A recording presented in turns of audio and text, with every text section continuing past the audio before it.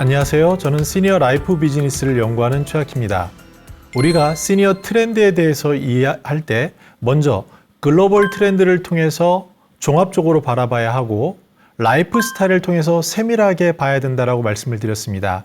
이번 시간에는 비즈니스 트렌드를 통해서 어떻게 더 현실적인, 정확하게 볼 수 있는지에 대해서 같이 생각해 보도록 하겠습니다.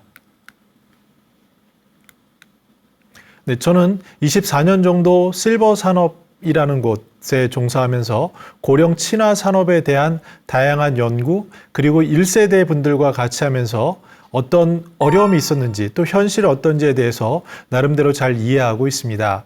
최근에도 계속 고령 친화 산업에 대한 실태 조사라든지 특히 현장의 분들을 만나면서 이런저런 고충과 현황을 파악하고 있는데요. 우리나라에서는 한국보건산업진흥원에서 매년 고령 친화 산업 제조 서비스업 실태 조사라는 것을 하고 있습니다. 이곳에서는요, 정확하게 보기 위해서 실제로 10개 산업이라는 것을 정의해서 그 10개 산업의 실태를 파악하고 있습니다. 그런데 현실을 보면요, 10억 미만의 매출이나 종업원 10명 미만의 그러한 중소기업 또는 영세한 기업들이 다수를 차지하고 있는 것이 현실입니다. 그 속살을 들어가 보면은 여전히 우리가 초고령 사회다, 시니어가 늘어난다, 시니어 비즈니스가 될 거다라고 얘기하지만 그 안에는 노인 장기 요양 보험이라는 기본적인 요양 그리고 그것에서 파견된 그 복지 연구 이런 것들에 국한된 것에 자원이 많이 들어가고 있습니다. 그러다 보니까 늘어나는 인구에 대해서 재정 부담 압력이 커지고 있죠. 반면에 베이비 부머 노인 진입이라든지 또 이분들이 살아가는 지역사회 모델 강화 그리고 특히 4차 산업혁명 기술과 같은 스마트 신기술 이런 것들이 이제 새로운 방향으로 전망되고 있습니다. 이번에는 그 10개 산업을 하나하나 디테일로 살펴보면서 그 방향에 대해서 또 그리고 미래에 우리가 어떤 것을 준비해야 하는지 특별히 시니어 비즈니스에 관심 있는 기업에 종사하시는 분이나 또 당사자로서 고령 친화 산업에 관심 있는 분들 또 시장을 전망하는 분들을 위해서 같이 한번 이야기를 나눠보는 시간으로 준비했습니다. 가장 대표적인 산업은요, 용품 제조업입니다. 우리들이 흔히 하는 걸로 복지용구를 구입하거나 복지용구를 대여하는 그런 서비스가 있죠. 노인 장기 요양 보험 서비스를 받게 되면 거기서 또 이용할 수 있는 게 바로 복지용구입니다. 그러다 보니 이 산업은 노인 요양용품을 제조하는 그 시장을 중심으로 발전할 수밖에 없는 그런 제한점이 있습니다. 복지용구는 법에 규정돼서 혜택을 주고 있는데요. 가장 대표적인 것이 침대라든지 이동 도구 이런 것들이 되겠습니다. 그런데요, 앞으로의 방향성을 우리가 보면 첫 번째 우리가 주목할 키워드는 스마트 돌봄입니다. 돌봄을 조금 더 어떻게 스마트하게 하지? 이런 질문인데요. 가장 대표적인 것이 만약에 아프게 되면은 집에 또는 실내에 병원이나 이런 곳에 거주하게 됩니다. 그러면서 활동 범위가 제약을 받게 되는데요. 그때 이것을 도와주는 것이 사물 인터넷과 같은 IoT 같은 스마트 홈을 구현하는 것이 되겠습니다. 근데 사람만 덩그러니 남으면 안 되고요. 이 사람을 중심으로 각 지역 자원, 지역 사회가 연계될 수 있게 만드는 게 중요한데요. 예를 들어서 제가 아프다라고 가정해 보겠습니다. 집에서 만약에 돌보면 돌보는 가족이 있을 거고요. 이 돌보는 가족들을 중심으로 이 돌봄 환자는 식사를 해야 되고 잠을 자야 되고 이동을 하고 세면이나 이런 것들을 하게 됩니다. 이럴 때 지역사회가 어떻게 식사라든지 돌봄이라든지 이런 것을 연계할 수 있을까에 대한 고민이 늘어나게 되고 그 사람 중심으로 스마트 돌봄이라는 것이 더욱더 우리의 미래 방향으로 나타나게 됩니다. 근데 이때 중요한 게 하나 있습니다. 뭐냐면 본질은 혼자서 소외되고 고립되는 게 아니라 누군가 소통을 하는 거죠. 예를 들어서 간병지옥, 간병살인이란 말까지 있는데요. 아무리 효자, 효녀라고 할지라도 부모님이 와상 환자가 되는 순간 그 돌봄을 하는 사람은 대부분 현재까지는 독박 돌봄이 되고요. 이 독박 돌봄을 하는 순간 그 돌봄 종사하지 않은 가족은 스스로 또 다른 사회와 고립이 되게 됩니다. 그러면 돌보는 사람도 고립이 되고 환자 자체도 고립이 되다 보니 소통에 일하는 사람의 본질적인 가치인 서로 대화하고 소통하는 것이 단절이 되는 그런 위험에 처하게 됩니다. 그래서 우리가 중요하게 생각할 것은 디지털 소통이라는 건데요. 단순히 디지털이 들어가면 뭐 낙성에 대한 위험을 예방한다든지 알림을 준다든지 이런 것들만 집중할 것이 아니라 안전 이후에 더 중요한 소통을 지원하는 게 중요합니다. 그래서 부모 사랑 효도의 경우에는요, 반려로봇 인형이지만 그것을 통해서 강원도 사례인데요. 마이크 기능을 써서 뭐 동네 사람들 하면서 이웃과 소통한다든지 내가 사랑하는 손자녀를 연결해서 화상 통화를 한다든지 이런 기능이 더욱더 중요해질 것으로 보여집니다. 즉, 용품 제조에 있어서도 사람의 본연에 원하는 것인 소통에 맞춰진 그러한 디지털 소통, 이런 것들이 중요해질 것으로 보여지고요. 모빌리티에 대해서 우리는 심각하게 생각해 봐야 합니다. 사람은 누구나 시간과 공간의 이동 동선에 제약을 받습니다. 근데 만약에 나이가 들게 되면 거리도 난 15분 거리, 30분 거리로 제약을 받죠. 그리고 어느 순간 운동을 가고 싶어도 이동하고 싶어도 제약 때문에 그 한계가 생기는데 이 이동성을 보장해 주는 것을 영어로 모빌리티라고 하고요. 대표적인 것으로 자율주행 차량 이런 것을 생각할 수 있고 또는 이동 스쿠터, 전동 보조기기 이런 것들을 생각할 수 있습니다. 따라서 여기에 로봇이라는 게 중요하게 되는데요.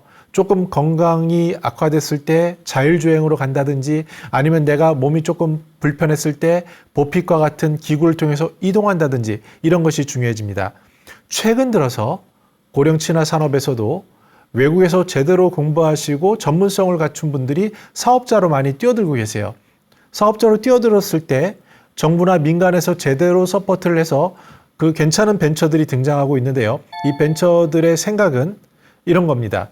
시니어들에게 이동권을 보장해 줄 수 있는 방법을 찾아야겠다. 그래서 예전에는 이런 게 있었습니다. 복지연구 하면은 뭐 1억 원을 들인 목욕탕이 있었어요. 사람을 거기까지 가서 자동으로 기계가 씻겨준다라는 아주 단순한 생각이었는데 지난번에도 말씀드린 것처럼 어떻게 거기까지 가게 할 것인가, 그리고 목욕을 받는 당사자는 무엇을 느낄 것인가, 이런 질문들이 빠진 거죠. 그래서 만약에 다리 근력이 감소돼서 약간 불편한 경우에 어느 정도의 지원으로 내가 걸을 수 있게 할 것인가, 이런 질문들에 대한 답을 찾는 과정에서 모빌리티는 더욱더 발전할 것이고 삼성전자라든지 LG전자와 같은 대기업 중심으로 이러한 혁신은 이루어지고 있습니다. 다음으로 금융을 살펴볼 텐데요. 시니어에게 금융하면은 아마 대부분 생각하는 게 내가 예적금이나 연금을 잘 타는 것, 그리고 내가 나이가 드니까 생각보다 더 길어진 그 시간 동안에 돈을 어떻게 벌지? 라는 안정적인 소득과 어떠한 금전적인 이득, 이런 것에 국한되어 있습니다. 이러한 것들은 금융 종사자들도 나타나는데요. 대부분 금융 종사자 전문가라는 분들은요, 그 영역을 잘하는 전문가예요. 근데 우리의 삶을 보면 금융만 중요한 게 아니라 금융을 둘러싼 여러 가지 요양부터 해서 소통, 여가 이런 것들이 있는데 한 분야의 전문가는 자기 공급자 입장에서 금융을 생각하게 됩니다. 그러다 보니 시니어들이 느낄 때는 나랑은 별로 상관없는 굉장히 복잡해 보이는 약관이나 뭔가 금융기관에게 도움이 될 만한 그러한 이득이 되는 프로그램만 많은 것 같은 느낌을 받게 되죠. 그러다가 언론에서 접하게 되는 굉장히 고위험 상품에 투자해서 리스크를 안는 것을 보게 되면 아, 역시 금융은 내가 피해야 될 것이야 라는 그러한 선입견을 갖게 만들기도 합니다. 근데 속사를 들어가 보면요, 시니어들은 현금 흐름을 만들어야 되기 때문에 일자리 외에 투자를 하게 되는데 은근히 주식 투자라든지 암호화폐라든지 이런 투자를 하시는 분들이 굉장히 많습니다. 그런데 정확한 금융에 대한 지식이나 정보, 학습, 태도 이런 것보다는 단기적인 투자 위험 리스크에 노출되기 때문에 실제로 굉장히 곤란을 겪는 분들을 우리는 주변에서 어렵지 않게 찾아볼 수 있습니다. 그런데 이러한 금융 비즈니스는요, 장수 리스크에만 국한된 게 아니라, 즉 우리가 100세, 120세 살 거니까 준비하세요, 이런 메시지에서 그치는 게 아니라요, 건강 리스크를 체크해 드립니다. 즉 건강 수명까지 더 건강하게 할 수 있어야 뒤에 요양 비용도 적게 드는 거고요. 무엇보다 지금과 같이 치매라는 누구나 나이가 들면 자연스럽게 겪게 되는, 통계적으로 보면 80대 중반만 돼도 40%가 치매 환자고요. 90대가 되면 자연스럽게 치매가 되는 이런 환경 속에서 건강 리스크를 어떻게 줄일 것인지에 대한 방향성을 제시하는 게 금융이 됩니다.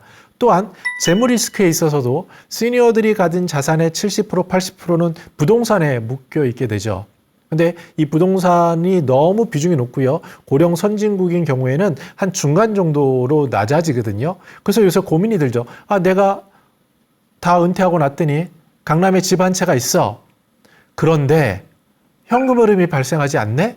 이런 고민들이 생겨요. 그래서 몇몇 현명하거나 액티브 시니어들은요, 그 집을 전세를 주거나 또는 그 집을 팔아서 조금 더 저렴하고 좋은 환경으로 가서 남는 돈을 가지고 돈을 유동화하는 그런 니즈가 늘어나고 있죠.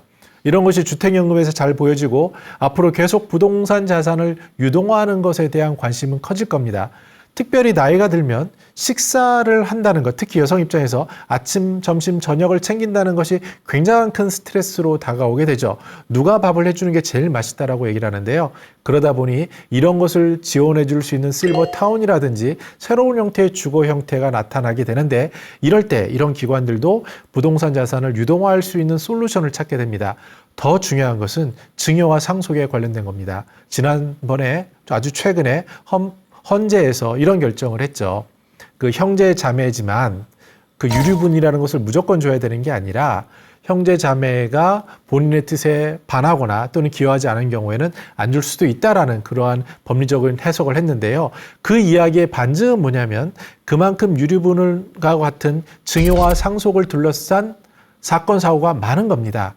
우리가 이름만 대면 알만한 종교 지도자 또는 재벌 이런 분들도 피해갈 수 없는 것이 증여와 상속 이런 재무 리스크인데요.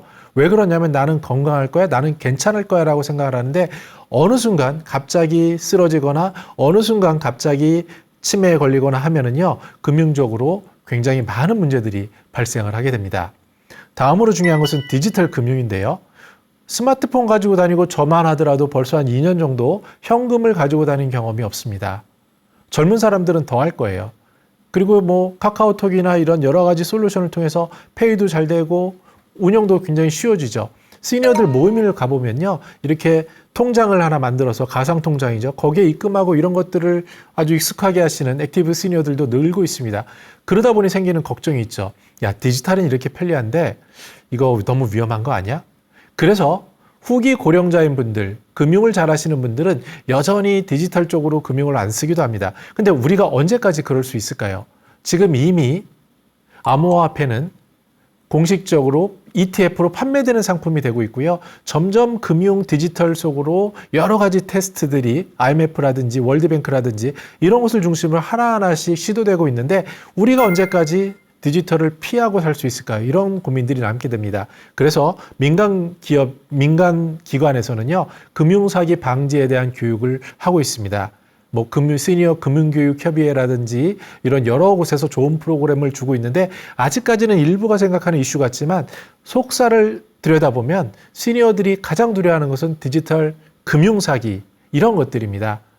일전에 소개해드린 영화 퍼펙트 케어에서처럼 누구나 사람들의 위험한 상황을 가지고 재무적인 금융 착취를 할 수 있는 상황이 늘어나고 있기 때문에 여기에 대해서 우리가 산업적으로도 준비하고 이런 솔루션을 주는 것들을 찾아가는 것들이 상당히 중요하다고 말씀드릴 수 있습니다. 네, 다음으로 요양을 살펴보면 아마 가장 두려워하고 익숙한 부분일 거예요. 건강 수명이 끝나가는 시점, 누구나 삶의 마지막 단계의 요양이라는 과정을 밟게 되고 그 시기가 짧기를 바라고 있죠. 근데 산업적으로 보면 이쪽이 가장 활성화되는 곳입니다. 그래서 금융기관이라든지 심지어 땅을 가진 재벌이라든지 모든 곳에서 이쪽 산업에 투자하고 싶어 해요. 저도 미팅을 많이 하는데 그런 항공모함과 같은 거대 기업들 그런 곳을 만나보면은 이런 얘기를 합니다. 우리 수준에서 투자해서 안정적이고 확보할 수 있는 큰 판의 수익을 얻을 수 있는 거는 제가 볼 때는 요양인 것 같습니다. 이걸 통해서 뭔가 콜라보를 해야죠 라는 답변을 많이 듣게 됩니다. 그만큼 이 고령 친화 산업이 굉장히 핫해 보이지만 속살을 들어가 보면은 아직 여러 가지 풀어야 될 것들이 많은데 그래도 가장 탄탄한 부분을 보이는 것이 이 요양 부분입니다. 근데 이 속에는 노인 장기 요양보험 제도라는 게 자리 잡고 있죠. 이 안에 들어가 보면 시설이나 재가 요양이 있고 또 재무회계를 투명하게 해야 된다. 소위 암행어사 제도와 같은 그런 것들이 우리의 현실을 반영하는 거고요. 더 속사를 들어가 보면은 좋은 요양보호사를 구하기가 너무 어려워서 여기에 대한 고민이 커지고 있고, 일본의 사례를 보더라도 이런 것을 어떻게 풀어야 할지가 당면과제로 남아있는, 어떻게 보면 굉장히 수요는 많고 우리가 해야 할 일은 많은 그런 영역입니다. 근데 이걸 사업으로 접근하다 보면은 수익성 부분이 그렇게 좋지 않습니다. 왜냐하면 공공재원을 통해서 하는 거기 때문에 수익을, 마진을 확보한다는 게 굉장히 어려운 일이거든요. 그래서 여기에 뛰어들어서 일하시는 분들은 정말 우리가 박수 쳐드려야 하는 그러한 고생하시는 그런 아직은 척박한 땅에서 노력하시는 분들이 많이 있다라고 보여집니다. 근데 여기서 앞으로의 미래 방향을 보면요, 이런 욕구가 있습니다. 지역사회에서 돌봐야 되지 않아? 이런 거죠. 병원하고 어떻게 연계할 것인가? 병원에 있게 하는 것은 사회적인 손실, 또 개인의 욕구, 이런 것과 배치되는 경우가 많아요. 어르신들은 이런 얘기를 하시죠. 아프신 분들은 내가 살던 곳에서 돌봄을 받고 싶고 내가 살던 곳에서 생을 마무리하고 싶다라는 욕구가 굉장히 크죠. 그러나 제도적으로 여러 가지 풀어야 할 문제들이 많이 있지만 점차 그 방향은 지역사회 돌봄으로 이어지고 있고요. 지역사회에서 어떻게 케어 인력을 확보할 것인가라는 당면과제에 집중하게 됩니다. 근데 더 나아가서 토탈 케어라는 개념이 등장하고 있어요. 즉 민간의 시스템과 자본이 들어와서 민간의 융복합 투자가 일어나는 건데요. 일본의 경우를 보면은 이렇게 요양기관들이 상장도 되고 수익도 굉장히 크게 만들고 있고 요양 기반으로 한 다른 비즈니스로 확대하는 것을 볼 수가 있습니다. 그래서 지금은 척박해 보이지만 조금 더 길게 보면은 누구나 겪게 되는 이 요양이라는 것을 통해서 토탈 케어 솔루션으로 비즈니스 영역을 만들 수 있는 거죠. 우리가 집중해서 볼 부분은 치매 예방이라는 겁니다. 이 치매는 누구나 다 두려워하는 건데요. 단계가 있습니다. 말씀드린 것처럼 고립되고 우울증을 겪고 그리고 경도인지 장애가 생기고 초기 치매, 여기까지 아니라 그랬고요. 중기 치매부터 진짜 치매라고 하는데 그 전 단계에 우리가 풀 수 있는 것들이 많이 있습니다. 이거를 비즈니스적으로 어떻게 시스템적으로 접근할 것인지에 대한 전문가들의 고민이 들어가야 되고요. 이 과정에서 요양테크라는 것, 즉 스마트 돌봄이 들어가고 인공지능으로 예방할 수 있는 솔루션들이 기하급수적으로 늘어날 것으로 보여집니다. 우리는 현실에 발을 딛고 정확하게 봐야 된다고 말씀드렸는데 노인 장기 요양 보험이라는 것을 우리가 볼 필요가 있어요. 노인 인구가 있고요. 신청을 하는데 누구나 다 등급 인정자가 되는 건 아닙니다. 점차 정부에서는 중요하기 때문에 그 비중을 높여서 2020년 기준으로 한 10%까지 노인 인구 대비 인정률을 높여가고 있는데 이런 부분은 초고령 사회가 되고 노인들이 늘어나면서 더욱더 확대될 겁니다. 그에 따라서 대기업들의 진출이 늘어날 거고요. 앞으로 가장 중요한 것 하나를 꼽으라고 한다면 저는 사회복지사의 역할이라고 생각이 듭니다. 사회복지사는 정말로 진심을 다해서 봉사하시는 분들이에요. 왜 봉사라고 얘기를 하냐면 어떠한 급여나 처우나 이런 부분에서 보면은 굉장히 척박한 경우가 아직까지 여전히 그렇습니다. 근데 늘어나는 초고령 사회에서 이분들의 역할은 너무나도 중요하고 소중하기 때문에 이분들의 처우 개선과 함께 이분들을 중심으로 한 요양 비즈니스 발전을 우리가 깊이 생각해 봐야 될 시점이 아닌가 말씀드리고 싶습니다. 의약품이라는 것, 아마 나이가 들면은 여러 개의 그 약을 드시는 거를 일상이 됐죠. 그래서 한 10몇 년 전만 하더라도요, 이런 거를 비즈니스 솔루션이라고 했어요. 뭐냐면 약봉투 달력이라든지 약을 구분해 놓는 것, 그런 것들을 가지고 우리가 굉장히 와 멋있다 이렇게 생각을 했는데 지금은 이미 많은 시니어들이 약을 너무 많이 드시고 계시죠. 그래서 아산병원의 노희원 교수님이 이제 노년내과라는 쪽에서 접근을 이렇게 말씀하시죠. 너무 의약품을 단편적으로 얘기하다 보니까 그 각각 전문가들이 전문 처방을 하다 보니 당사자인 노인 입장에서는 너무나도 많은 약을 처방받게 되는 거죠. 여기에서 그렇게 하면 안 되고요. 노인의 관점에서, 노인의 건강 관점에서 이걸 조율할 필요가 있습니다. 이런 것들의 접근이 이제 등장하고 있고 굉장히 인기를 끌고 있는 게 지금 현재의 시점입니다. 그런데 이전까지는요, 여전히 노인이 다빈도 질환이라든지 노인의 청구액에 대한 그런 현상에 집중할 수밖에 없었죠. 근데 앞으로 계속 앞으로의 방향을 보시면 진단하고 예방하는 쪽으로 갈 겁니다. 보험사들은 진단하고 예방하는 프로그램 갖추지 않은 것을 찾아보기가 힘들 정도가 됐죠. 진단은 정기 진단인데요. 너무 과한 것은 문제가 되지만 제가 집중하고 싶은 것은 치매 진단입니다. 우리는 치매 안심센터라는 곳이 있고요. 그곳에서는 국가에서 무료로 치매 진단을 해주는데 단계도 여러 단계예요. 한 단계로 끝나는 것이 아니라 한 1, 2, 3 정도 단계가 있고요. 진짜 문제가 되면은 병원을 찾아가서 의사 전문가의 상담을 받게 연결까지 하고 있습니다. 이러한 과정에 필요한 치매 진단은 우리가 활성화해서 뭐 한 70세 정도 되시면은 정말 매년 정기검진 비슷하게 해야 되는데 이러한 것들을 스스로 스마트 예방할 수 있는 방법에 대한 솔루션에 대한 관심이 높아지고 있죠. 시니어들이 이런 욕구가 있어요. 나 치매를 걸리면 현재 상황에서는 여러 가지 사회적으로 불편해지는 게 많죠. 저분 치매 환자래. 아직까지는 인식이 개선되지 않았기 때문에요. 근데 고령선진국에서는 치매는 암처럼 그래 우리가 같이 안고 나아가는 거지 이렇게 되지만 거기까지는 조금 시간이 필요하거든요. 그래서 우리가 코로나 때 자가 진단한 것처럼 자가 진단하는 그런 솔루션에 대한 니즈가 굉장히 많은 것을 우리는 알 수 있습니다. 그 다음으로 중요한 건 재활이에요. 저 같은 경우도 1차 퇴직, 주된 일자리에서 퇴직한 후에 퇴직 허니문 기간에 너무 재밌게 놀았습니다. 여러분들 요새 열풍 있는 맨발 걷기를 저는 한 3년 정도를 북한산, 알프스, 히말라야 다 걸어가면서 벌에도 쏘이고 했는데 너무 그렇게 놀다 보니까 몸을 다치게 됐어요. 그래서 너무 심하게 놀면 안 되겠지만 근데 누구나 나이가 들면 50견이라는 말이 있듯이 재활에 대한 욕구가 커집니다. 그래서 어떤 전문가는 재활은 일상이다 이런 말씀을 하시는데요. 그런 것 같습니다. 그래서 이 재활에 대해서도 로봇이 등장을 하고 이 재활에 대해서도 맞춤형으로 저 사람 최악희는 이러이러한 문제가 있으니까 이 부위를 전문 주치의 가듯이요. 이렇게 시스템화하고 그것을 재활할 수 있고 일상생활에서 하루에 아침에 5분, 오후에 3분 이런 식으로 맞춰주고 식단 조절하는 것처럼 이런 부분들이 굉장히 활성화될 거고요. 이때 놓치면 안 되는 것은 재활을 스스로 하는 것도 중요하지만 같이 커뮤니케이션 하면서 소통하는, 즐겁게 하는 이런 부분들로 방향성이 이어질 거고요. 로봇 재활에 대해서도 굉장히 솔루션이 발전되고 있습니다.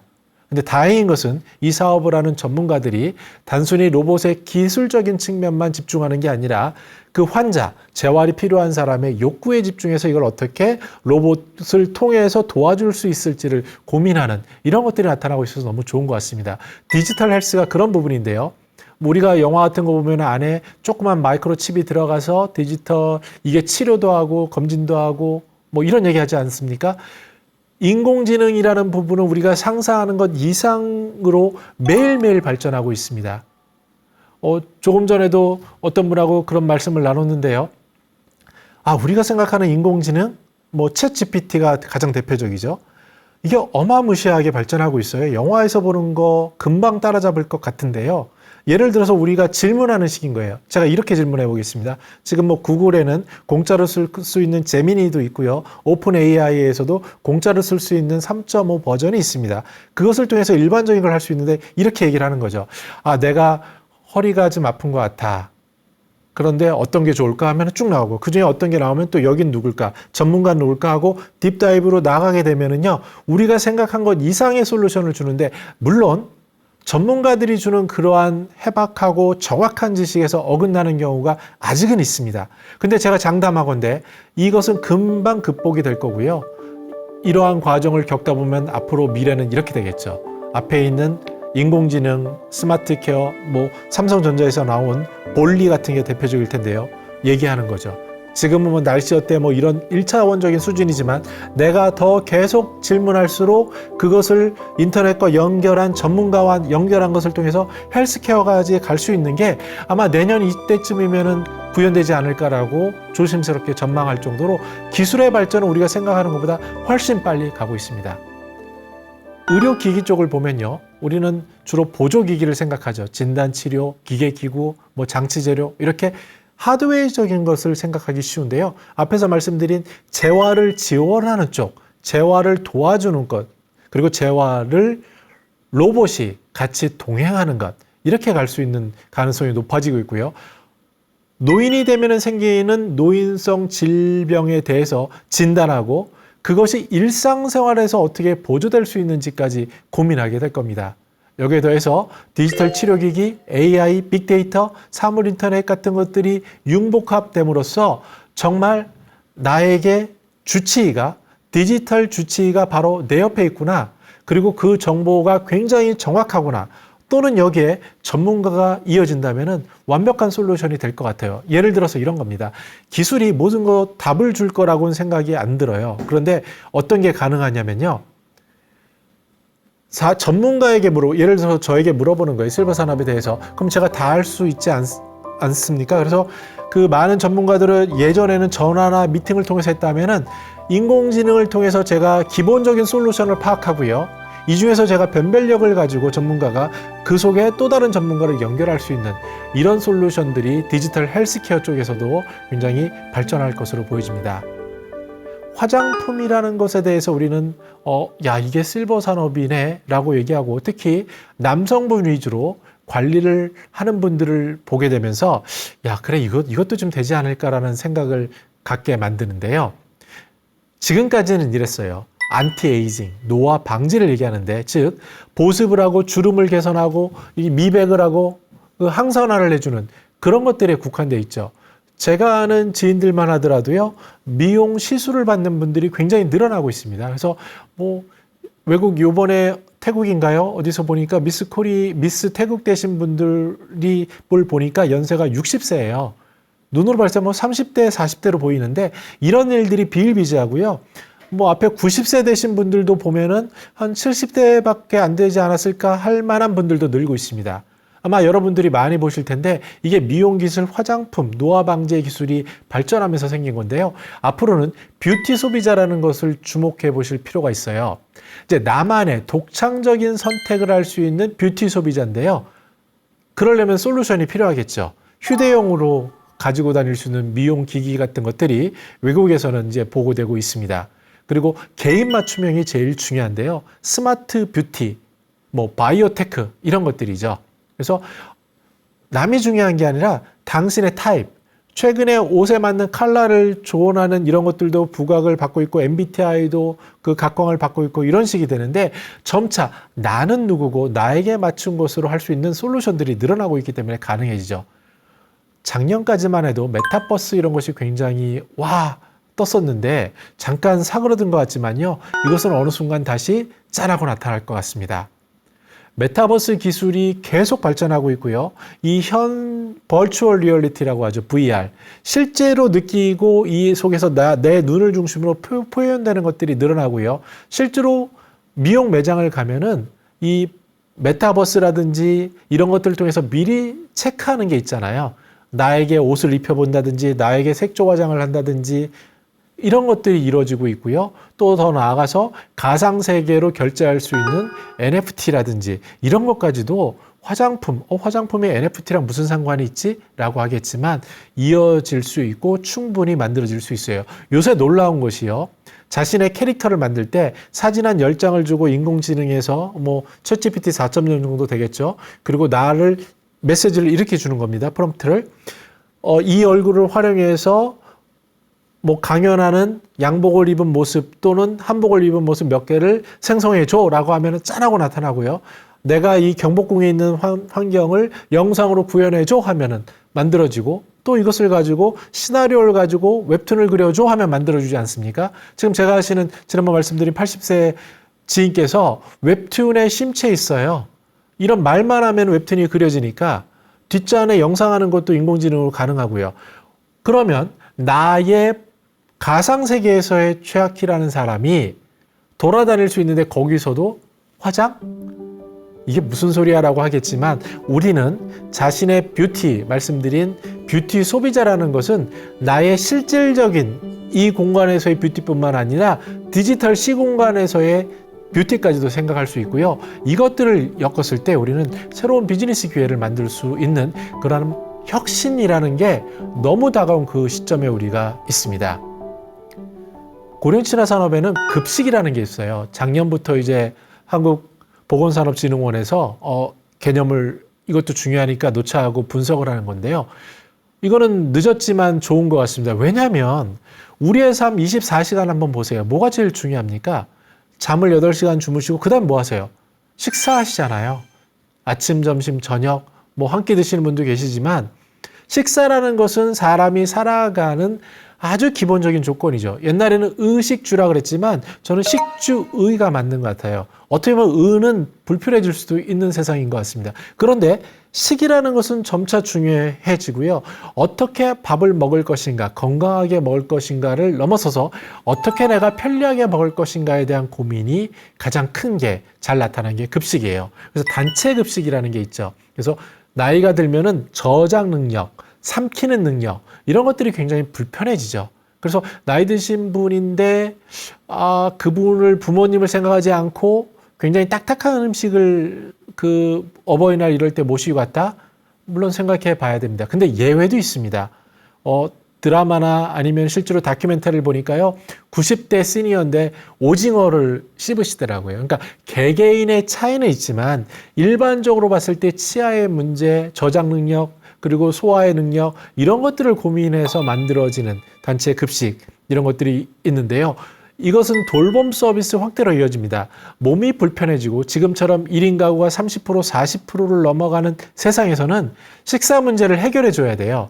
그러다 보니 돌봄 서비스 확대에 꼭 빠져서는 안 되는 게 급식인데 급식의 핵심은 안전하게 가야 되죠. 그리고 그분의 질병에 맞춤형 지원이 가야 됩니다. 그래서 선진 사례를 보면은요, 이러한 급식 서비스가 굉장히 표준화되고 있어요. 우리나라는 대기업을 중심으로 해서 표준화 작업이 이루어지고 있긴 합니다. 그런데 이것들이 점점 가속화가 될 거고요. 그러면 식재료를 뭘 써야 되고 영양은 뭐고 이 사람의 질병에 맞춘 예를 들어서 당뇨다. 당뇨 환자에 맞춘 식단과 조리 과정 이런 것들이 표준화되고 결국 이것이 테크와 맞물리게 됩니다. 우리나라도 일부 있는데요. 마치 어린아이 생각해 보세요. 어린아이 키울 때, 그 식사를 배달해서 먹던 기억이 있었는데요. 시니어도 마찬가지예요. 구독형 건강식단이 등장하고 있습니다. 그래서 뭐 지금 김밥을 뭐 많이 파는 게 중요한 게 아니라 나이 드신 분들은 자영업도 즐길 수 있을 정도로 하면 좋잖아요. 물론 즐길 수 있다는 게 어폐가 있습니다. 그러나 그만큼 돈을 벌기 어려우니 유지하기 위해서 고객 중심으로 가는데 예를 들어서 제가 아는 지인은 남해에서 난 하루에 커피 10잔만 팔 거야 라고 하는 사업을 하고 있어요. 이건 사업이라기보단 자신의 공간과 자기의 좋아하는 것을 하면서 여러 가지를 접목시킨 거죠. 삶의 철학이 반영된 건데 마찬가지로 푸드테크도요. 내가 정말 좋아하는 지역사회에 10분, 30분을 위해서 건강한 식단을 제공할 거야 라는 것을 가지고 환경을 만들어주고 구독형 건강 식단을 하는 것이 머지않아 나타날 것이고요. 많은 사람들은 이 식사 문제는 너무나도 중요하기 때문에 맛집 찾아가다가 질리지 않습니까? 정말 사람의 건강을 생각하고 시니어의 환경을 생각하고 그 음식이 주는 철학과 의미를 구현할 수 있는 소수를 위한 맞춤형 서비스, 구독 서비스 이런 것들도 곧 우리에게 푸드테크로 나타날 현상이라고 말씀드릴 수 있습니다. 나이가 들면은 영양에 대해서 집중하셔야 돼요. 물론 지금 너무 잘 먹기 때문에 쓸데없는 걱정이야 라고 말씀드릴 수 있겠지만 실제로 데이터를 보면은 건강하신 분과 그렇지 않은 분들의 편차가 있는데요. 식욕부준이라든지 저작곤란이라든지 삼킨 장애라든지 이런 것들이 좀 치명적일 수 있어요. 이것들은 나중에 보면 치매나 우울증, 외로움 이런 것들과도 연결이 됩니다. 특히 최근 전문가들은 근력 감소를 굉장히 중시하잖아요. 전문가들은 이렇게 얘기합니다. 왜 근력이 중요하냐면요. 누구나 한 번은 낙상을 해서 와상을 할 확률이 높아져요. 나이가 들면. 자기의 생각과 몸이 다르기 때문에. 그럼 넘어졌을 때 문제가 발생하는데 그때 와상을 하면 이동을 못 하시잖아요. 그러면 사람은 뭐로 버티냐면 그동안 만들어 놓은 근력, 그동안 만들어 놓은 체력으로 버티게 되는데 이 체력의 양이 적으면 그 인계치를 30%라 그러더라고요. 이 30% 미만이 되면은 다시 일어나지 못합니다. 그래서 낙상하면 3분의 1이 사망에 이른다는 과학적인 이야기가 그래서 이야기가 되는 건데 그러면 건강한 분들은 어떻게 하셔야 합니까? 평상시에 영양 부족을 피해 하셔야 되면서 동시에 근력을 키우셔야 돼요. 아주 간단하게 서서 뭐 뒤꿈치 들기라든지 여러 가지 검색해 보시면 너무나도 많습니다. 단순하게 할 수 있는 거. 근데 제가 해보니까 나이가 들면은 맨손으로 할 수 있는 게 굉장히 큰 효과가 있더라고요. 그래서 전문가들을 통해서 유튜브 보시면요. 특히 병원이나 이런 곳에서도 몇 가지 체조 같은 걸 제시하는데 그것만으로도 충분하니까 꼭 하시고 중요한 건 지금부터 하시는 게 중요하다라고 말씀을 드릴 수 있겠습니다. 연결돼서 식품은요. 고령친화 우수식품이라는 것을 지정을 하고 있어요. 너무 좋은 일이죠. 몇 년 전만 하더라도 고령친화 실버 하면 듣기도 싫어. 안 가요 이랬는데요. 한 5년 전인 것 같아요. 좌담회에서 그러시는 거예요. 그런 게 있어요? 나 그러면 일부러 갈래요. 그런 거 만들어 주세요. 마찬가지로 이제 고령친화 우수식품이라는 인증제도도 있고요. 이거는 믿을 수 있으니까 공공에서 인증해 준 거니까라는 그런 신뢰가 중요해지고 있습니다. 근데 식품에서는 케어푸드라는 게 있어요. 부모님이 아프시거나 하면 많이 익숙하신 건데요. 식사 관리라든지 질병 관리를 하는 케어푸드가 있고요. 또 앞에서 본 급식용 식품이 있는데 더 나아가서 유니버셜 K푸드가 있어요. 우리나라에 한 십몇 년 전부터 장수만 연구하신 유명한 교수님이 계시잖아요. 그래서 장수마을을 가셔서 우리나라의 김치라든지 이런 걸 보셨는데 잠깐 이제 여러 가지가 오면서 부각이 덜 되고 있지만 앞으로 푸드는 굉장히 중요하기 때문에 우리나라 푸드가 글로벌로 갈 수 있는 근데 건강에 좋고 시니어에 맞춤형이 되는 이런 것들에 대한 것들은 우리가 미리 주목해서 하나하나 발전해 나갈 필요가 있을 것 같습니다. 주거 부분은 제가 말씀드린 식사와 함께 중요한 부분이죠. 우리는 많은 시간을 어디서 누구와 살까라는 고민 속에 살아갈 수밖에 없어요. 그래서 지금까지의 주거 지원은 주거주택 정책이나 노인복지 시설 이런 거에 집중돼 있는데 사회안전망이나 의료지원 체계를 만드는 지역 돌봄 그리고 고령 친화가 되는 시니어타운과 유니버셜 디자인 그러니까 모든 사람을 위한 디자인이 접목된 도시 그리고 더 나아가서 혁신이 들어간 친환경과 기술이 들어간 이런 주거로 갈 거예요. 고령 친화 도시라는 게 WHO에서 선정이 됐고요. 부산이라든지 수원이라든지 이런 곳에서는 이미 여러 해부터 시도를 하고 만들어가고 있죠. 중요한 거는 나이가 들어서 몸이 불편해지더라도 나의 이동 동선이 불편하지 않게 하는 것 이런 것들에 초점을 맞춘 거라고 할 수 있습니다. 이 속에는 지역사회 돌봄과 건강지원이라든지 교통시설, 주거시설, 사회참여, 이동공간과 건물 또 존중하는지 사회통합이 되는지 시민 참여와 일자리가 있는지 의사소통과 정보가 있는지 이런 것들까지도 고령 친화도시 기준에 선정하고 있어요. 근데 우리는 현실에서 부딪히는 건 어떤 겁니까? 우리는 누구나 장애인이 될 운명에 처해져 있습니다. 생각해 보세요. 어린아이들도 불편한 거는 누구의 도움이 필요하잖아요. 나이가 들면 누구의 도움이 필요하는데 후천석 장애인들이 굉장히 많습니다. 생각보다. 근데 장애인이 되면은요, 노인 유사 체험 같은 걸 해보시면 느끼겠지만 불편한 게 한두 가지가 아니에요. 지하철 한번 가려 그러면요, 이동도선 따라가기도 어렵고요. 그래서 다행인 것은 어떤 분이 그럼 이런 분들을 위해서 매핑 지도를 만들어야지 하고 이렇게 돈은 안 되지만 고생해서 더 나은 사회를 위해서 만드는 분들이 늘어나고 있다는 게 굉장히 다행인 거예요. 그러나 우리가 생각해 볼 것은 초고령 사회에 누구나 장애인이 될 수밖에 없는데 저를 포함해서요.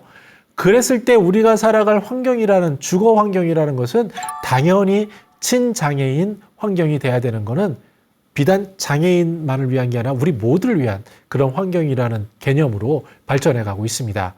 아마 스마트홈이라는 거 많이 들어보셨고 지인들은 커튼 누르는 것 그리고 나의 동선을 확인해서 이상 징후를 감지하는 것 등등 여러 가지 많은 것이 나타날 거예요. 근데 스마트홈과 함께 같이 생각할 것은 뭐냐면 이 시니어들이 가진 정신, 시니어들이 바라는 욕구를 해소해 줘야 돼요. 여기는 크게 두 가지가 있는데 하나는 소통을 할 수 있게 해주고 또 하나는 뭐냐면요. 자기의 자립 능력을 유지시켜주는 거예요. 잔존 능력이라고도 하는데요. 중요한 거는 지속 가능하게 살아갈 수 있도록 해주는 거기 때문에 너무 편리하게 해서 내 기능을 저하시키는 게 아니라 적절한 기술, 적정 기술을 통해서 나를 자립할 수 있게 하는 그것이 바로 사회적으로나 가족으로나 개인에게 너무나도 중요한 부분이라고 말씀드릴 수 있습니다.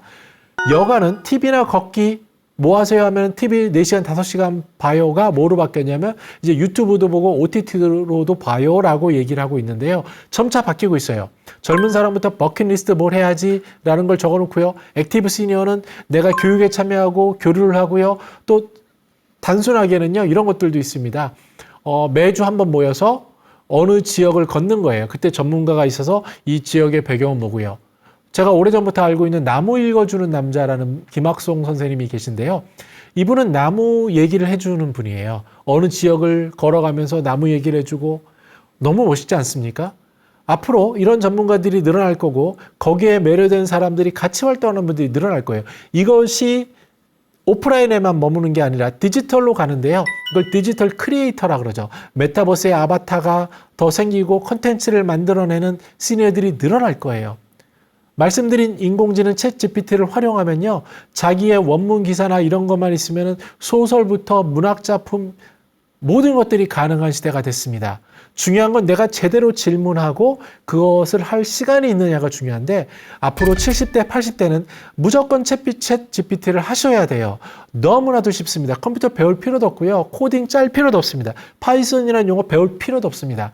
내가 질문을 하면 이 컴퓨터 용어나 영어나 이런 거 익숙한 이 인공지능이 알아서 잘해주는데 점차 감정까지 고려한 그러한 인공지능으로 발전하고 있습니다. 우리가 지금 여가 뭐하지라고 해보면은 뭐 너무 뻔한 것들만 있어요. 그런데 액티브 시니어, 특히 베이비 부머들은 많이 다릅니다.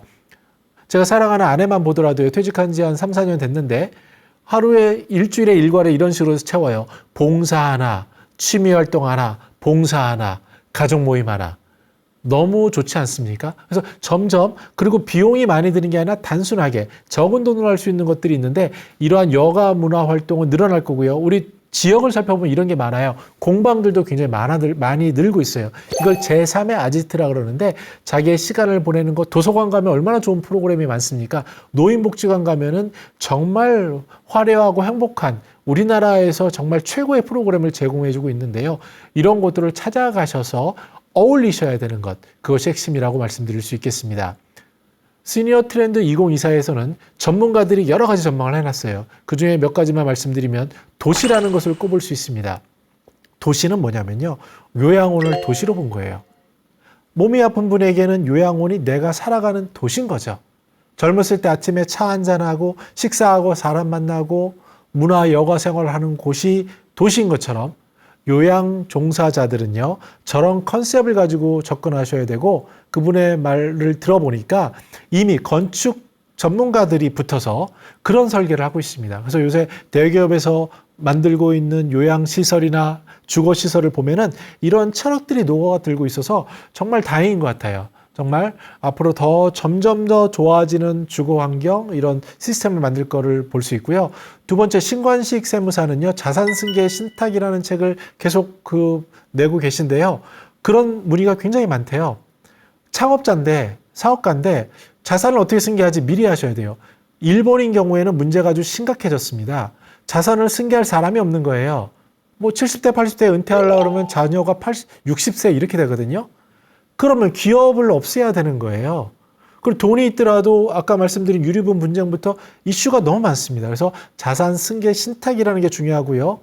또 우리는 신탁이라는 거 아무것도 아닌 것 같지만요. 1인 가구로 살아가셨는데 남은 돈 어떻게 하시겠어요? 서울에 있는 집 한 채 10억 정도 되는데요.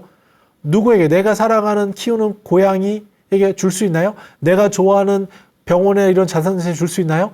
이런 것들을 하기 위한 신탁, 본인 결정이 중요하고 유튜브를 통해서 커머스까지 갈 수 있는 이런 것들이 이어집니다. 끝으로 제가 작년에 시니어 비즈니스 이해와 일 모델 사례라고 주거, 요양, 여가, 장래, 금융에 대해서 5개 분야의 정말 찐 고수들을 만나서 인터뷰 영상을 만든 게 있습니다. 강서 50플러스 센터에 올라가 있는데요. 거기에 전문가들의 얘기를 들어보면은 주거는 같이 어울리는 것이고요.